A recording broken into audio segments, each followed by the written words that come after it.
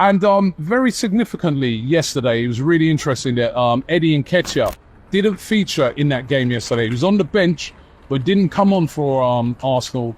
And is that the clearest indication that you need that he is going to be leaving Arsenal? Now, the rumours, of course, is that he's going to be on his way to Marseille. Although there was also rumours flying around today that Marseille don't want to budge on the price. They're still saying that they don't want to go as high as what Arsenal are wanting. A couple of days ago, we heard that a compromise had been reached. Still looks to me like there is some sort of compromise nearing the fact that Eddie Nketiah didn't figure in that game yesterday. He's hardly figured in pre-season, which shows that he's probably going to be on his way out. So one to keep an eye on. Another player who didn't feature yesterday and hasn't featured in any of the pre-season games is Aaron Ramsdale. Again, for me, a big indication that it looks like he is on his way out. Now, where is he going to go? We know about the links to Southampton and that they're interested in taking him on a season-long loan. Something that Arsenal, I don't think, will be against, because if he goes to Southampton, performs, the value of the player goes up, and then when they want to be able to say sell him next season, they can do.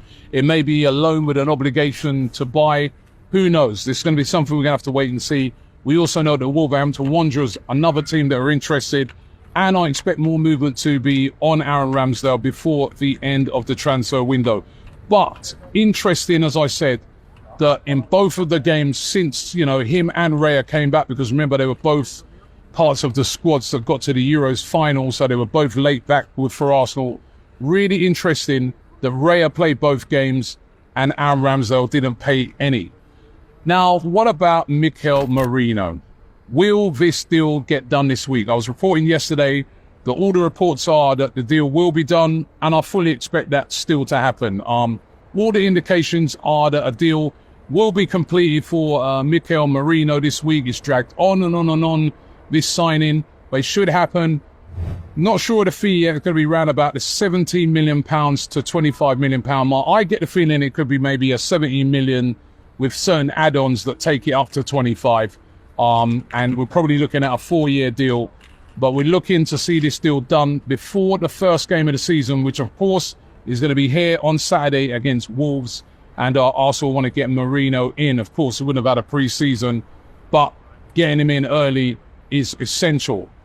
Now, watching the game yesterday, it was good to see Saka back. Saka, of course, for Arsenal is such an important player. But what about if anything happens to him? The question we ask week in, week out. Now, we know that Arsenal are on the lookout for somebody who can come in and cover on that right-hand side.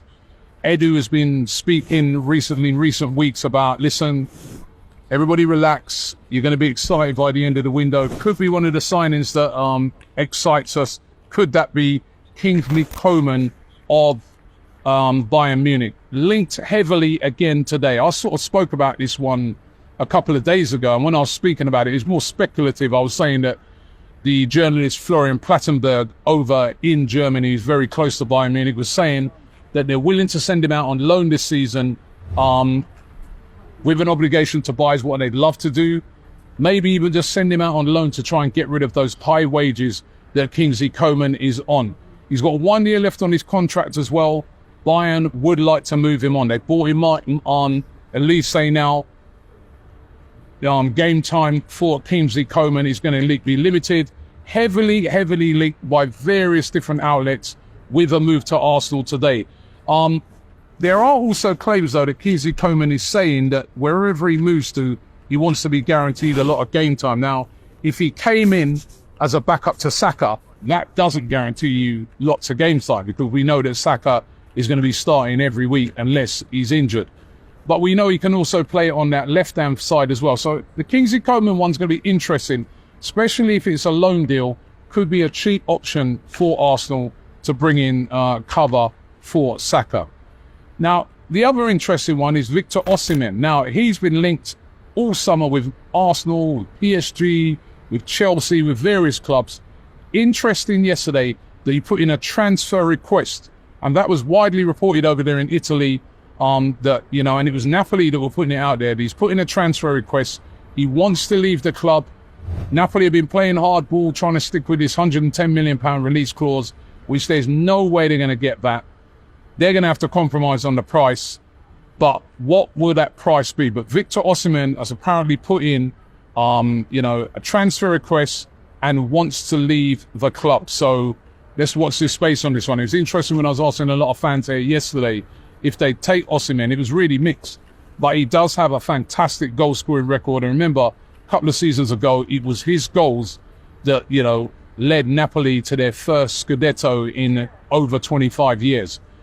Now, this is another interesting link. Simon Adingra of Brighton. We've had a few players from Brighton now. Remember, Ben White was from Brighton, and he's turned out to be a great signing. We took Trossard from Brighton, another fantastic signing. Are Arsenal about to get Simon Adingra? Adingra, a really talented player, Ivory Coast international, played in AFCON, was really, really good in that. Still only 22, rapid pace, exciting player. Another one of these excellently scouted players that Brighton have picked up. Now, according to the ITK Team News and Ticks, he says that Arsenal are interested in signing Simon Adingra. He's valued at around about £30 million, according to Transfer Market. I get the feeling that Brighton, if they did let him go, would want more money than that. They've been looking for a higher fee. But, one thing I know, when you speak to the people around Brighton, they say that they admit that they know that certain players they have to end up selling. Could Simon Adingra be a potential, player that could come in and be that backup to Saka? He's a right winger, as I said, really talented. The sort of player that if he made that move, he's not going to be moaning that, he's playing second fiddle to Saka. Will be able to learn his trade and come through, and would be an effective player to bring off the bench if there's ever, any sort of problems with where Saka's not performing in a game. He would be perfect. Can also play on the left wing as well. So one to watch, that one, Simon Adingra, a very, very good player indeed. Very, very talented. As I said, a prospect still. He had a good season at Brighton, but there's still a way for him to go. But interesting, Simon Adingra linked with a move to Arsenal. So those are the links today. Remember, there are only a couple of weeks left to go before the transfer window closes on the 30th of August. So Arsenal have to start getting busy now, and the season starting on Saturday. Don't forget to check out all of our content. I'm starting my walk tomorrow for Prostate Cancer UK. So if you want to sponsor me, click the link in the description. Also, this new shirt I got on, this the brand new Arsenal fur kit. I've done a review on that. I'm sure there's a link there where you can click to watch that video as well. Thanks for watching the show, and I'll see you tomorrow.